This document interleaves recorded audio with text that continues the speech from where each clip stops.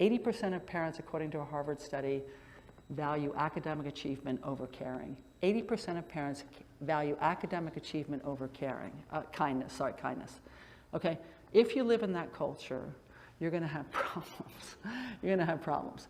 So it's going to be very depressing, it's going to be very anxiety provoking, it's going to be very lonely. So we have to stop calling mental health problems as the problem.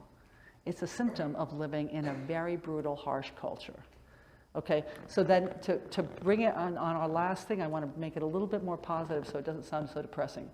The good news is, this is the good news, this is good news, I promise. The good news is listen to those kids early on. Listen to the 5-year-old boy.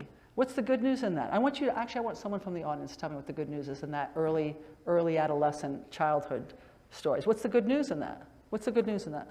It exists. It's there. Exactly. We're born with it.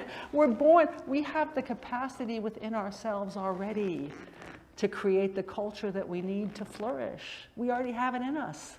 We already have it in us. We were born that way.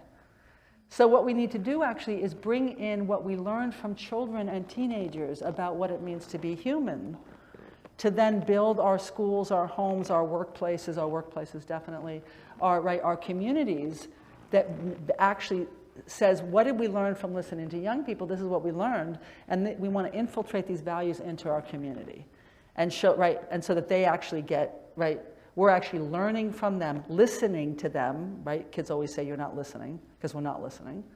Listen to them and actually remind ourselves that we were born with extraordinary capacities to connect.